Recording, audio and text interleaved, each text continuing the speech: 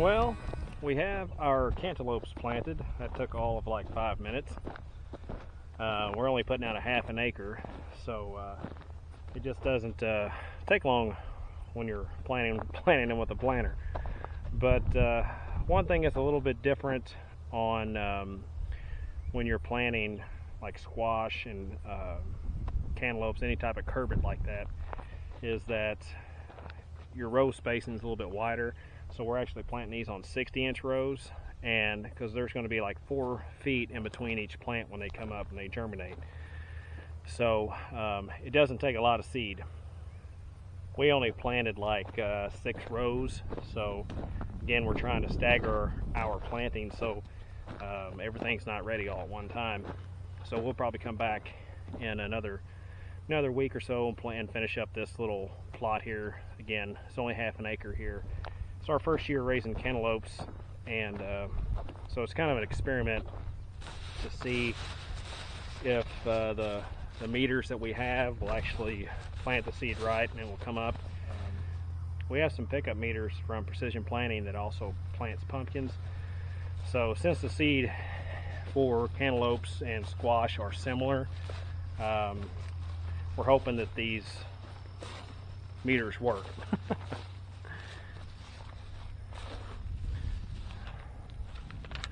But this is what we're planting here for our summer squash. This variety is called Fortune, and the other variety that we're raising is called Grand Prize. Again, it's from Rupp Seed. The cantaloupes that we planted are Aphrodite and Sugar Cube. One's like a 5-pound melon, and the other's like some small miniature sized melons that are about 2 to 3 pounds a piece. So we're kind of looking forward to see what those look like. So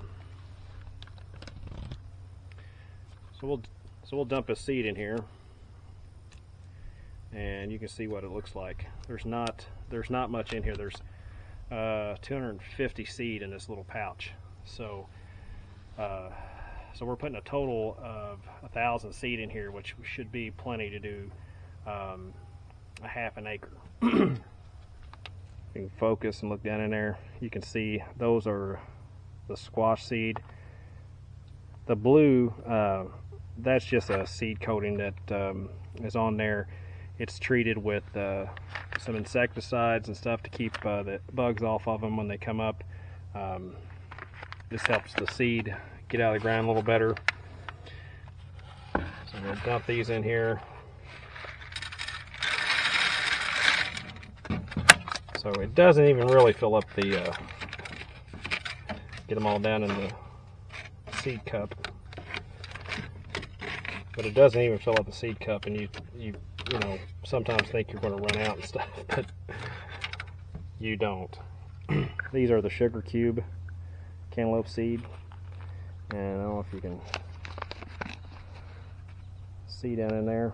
Again, the color is just kind of a seed coating, but they're quite a bit smaller than the squash seed.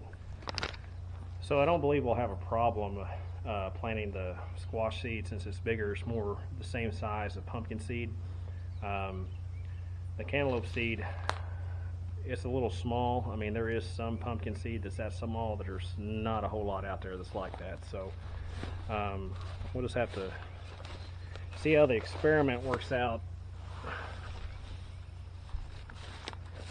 They should be up in about 7 days. There's plenty of moisture still in the soil, and we're getting quite a bit of heat right now.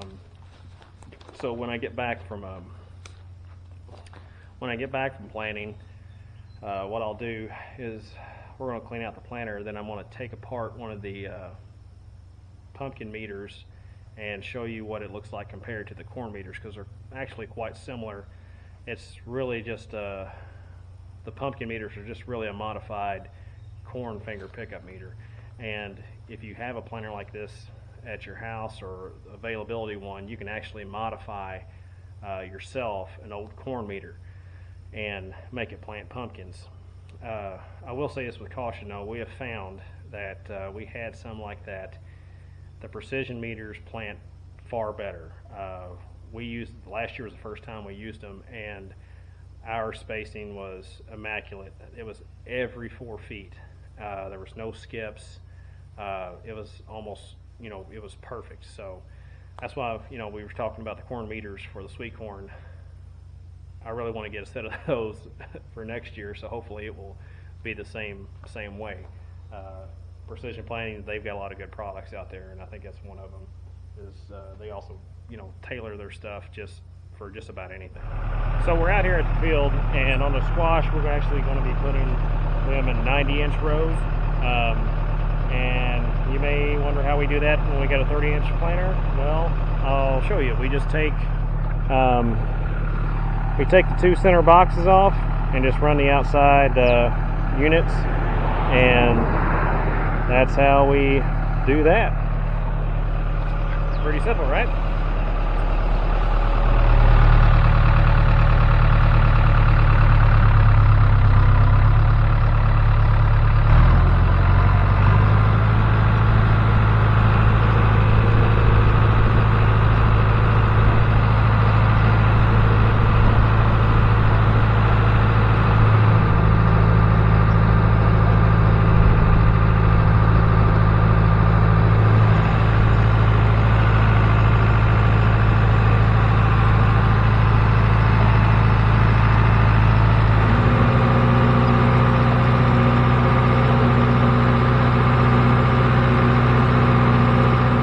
So folks, we got everything planned for the day. We've got everything pretty much well wrapped up for what we're going to get accomplished today. I still got to go home and mow my yard, and so I'm going to take off a little early, I guess. But I want to show you these meters and what the differences are between them. That way if you ever plant sweet corn or pumpkins or whatever and you're wondering how they work, this is what they are. So this is what we are talking about when we're referring to finger pickup meters, and both these meters are the same outside. They both have this cover.